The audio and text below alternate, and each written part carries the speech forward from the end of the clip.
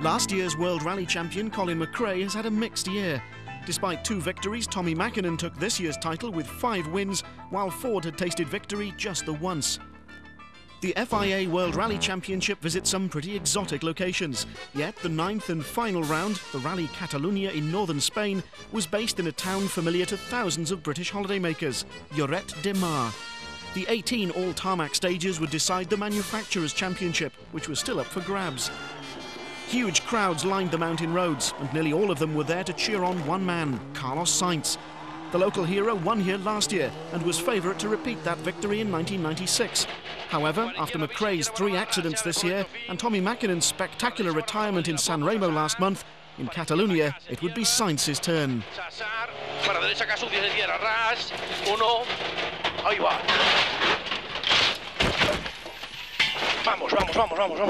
Although the roll on only the 2nd stage didn't look particularly serious, the engine was damaged and retirement was the only option. Bruno Thierry was then left flying the Ford flag. Lewis Moyer, on the right-hand side, slows Bruno down, hoping that his teammate doesn't make the same mistake, although Sainz's retirement had already meant the end of the team's title hopes.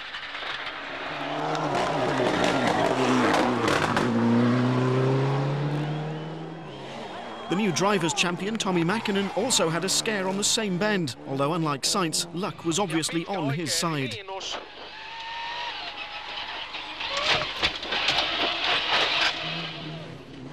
The second Mitsubishi Lancer was in the hands of Richard Burns. Another Brit led the 3-car Subaru team, the ever-spectacular Colin McRae.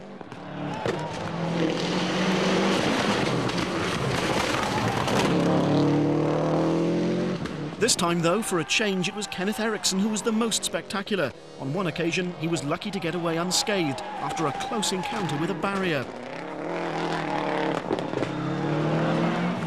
Piero Liati was playing his usual backup role, although with his tarmac experience, it was no surprise that he was leading the rally after the 2nd stage.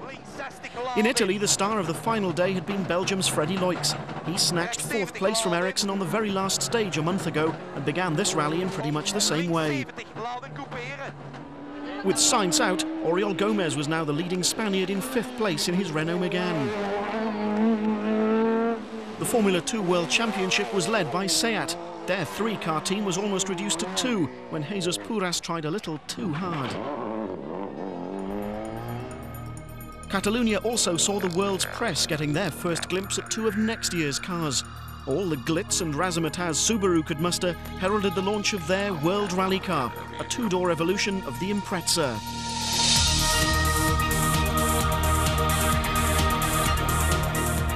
More muscular looking than the present car, it's already had its first test in the hands of Colin McRae, who pronounced himself well pleased with its performance. A winter of testing and development lies ahead before the car makes its competitive debut in Monte Carlo in January.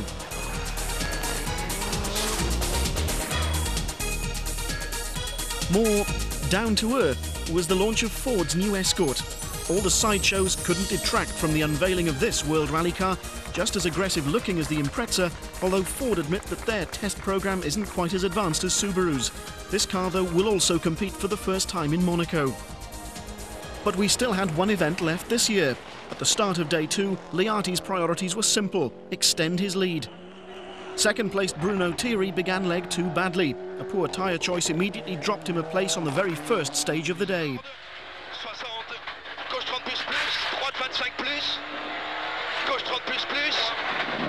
Thierry's problem meant that Loix was now second.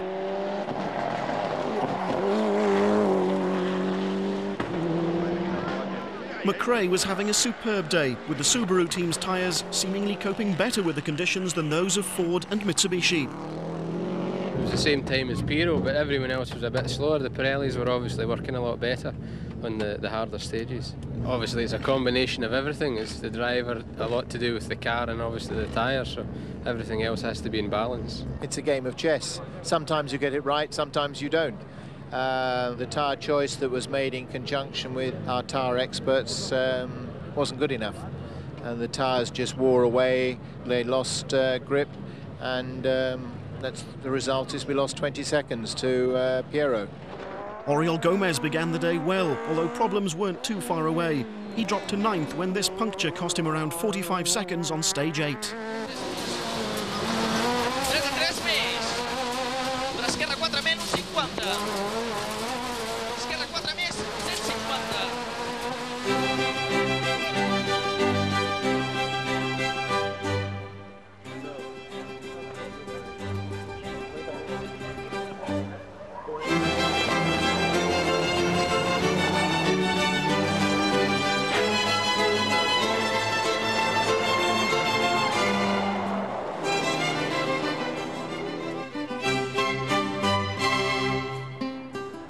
Richard Burns in the Mitsubishi was enjoying a steady run, although by the afternoon he was over 2 minutes adrift of Liati, the rally leader, and a minute down on his teammate Mäkinen.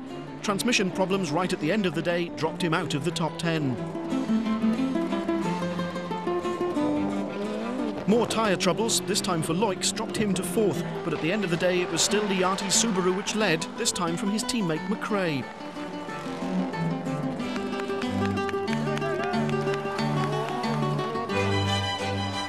After his retirement on day 1, Luis Moya was now in the commentary box. Lleva Jesús que está haciendo un extraordinario rally. Porque... Mírale, mírale. ¡Uy! Bueno, hasta este momento. Eat your heart out, Murray Walker.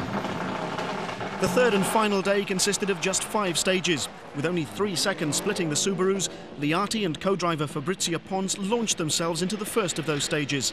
Such a slim lead meant any driving error, any mechanical problem, no matter how small, would cost them dearly.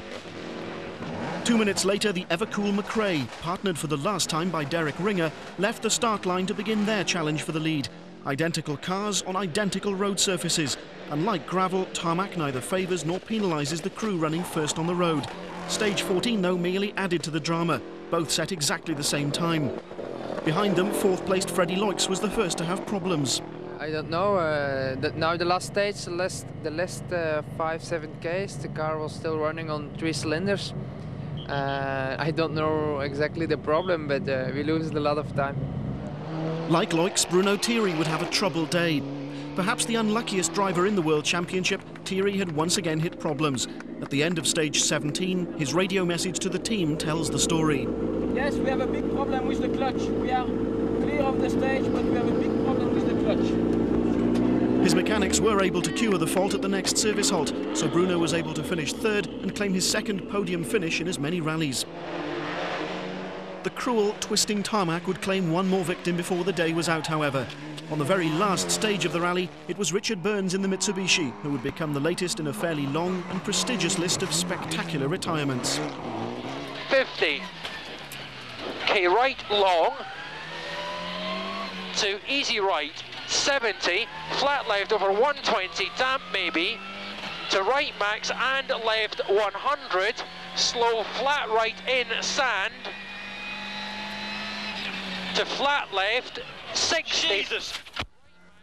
Burns and his co-driver Robert Reed left the road at 100 miles an hour, but both walked away unscathed, testament to the strength and safety of a modern rally car. On stage 17, McRae caught and passed Liati. It was now all down to the final 36 kilometres.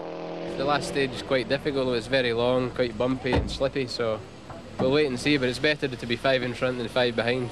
The drivers know the situation. The drivers were told this morning, it's up to you. You make your own decisions. You drive tactically. Piero will drive more cautiously maybe. Colin maybe makes a small mistake.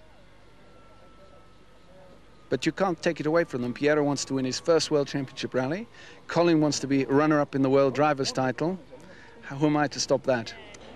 With the championship safe, whatever happened, the gloves were off.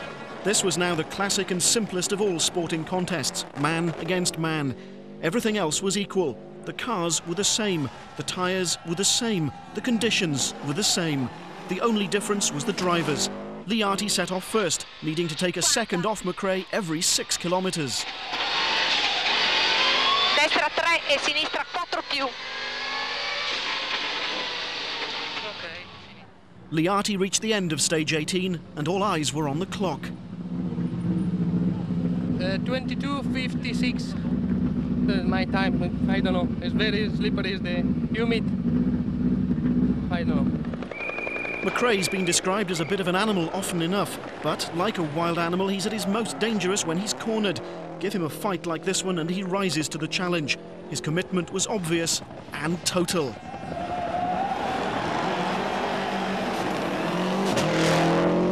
Tightens long, 50, 4 right plus, line and 5 left plus, 50, to stop. Okay.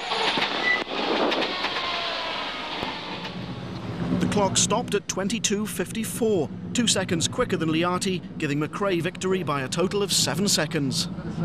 Congratulations, after such a mixed year, you must be delighted to have won the last two. Yeah, it's a great way to finish off. Good start for next year.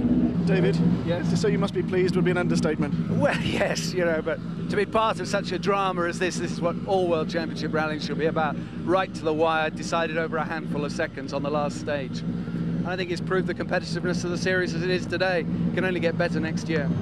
Congratulations from David Richards then on winning both the Rally and the Manufacturers' Championship. For Derek Ringer, the handshake also signalled the end of his 10-year relationship with McRae. The final positions, that 7-second margin giving McRae one of the closest victories of the year. Liati's second place equalled his best result of the year in Indonesia, while Thierry, Loix and Mäkinen rounded off the top 5. While Tommy Mäkinen had clinched the World Drivers' Championship back in Australia, McRae's victory here lifted him into the runner-up position in the table above Sainz. Ericsson and Liati ended the year in 4th and 5th places respectively. Subaru's 1-2 gave them the manufacturer's title, but the size of their win surprised many, 79 points. Ford finished a disappointing 3rd.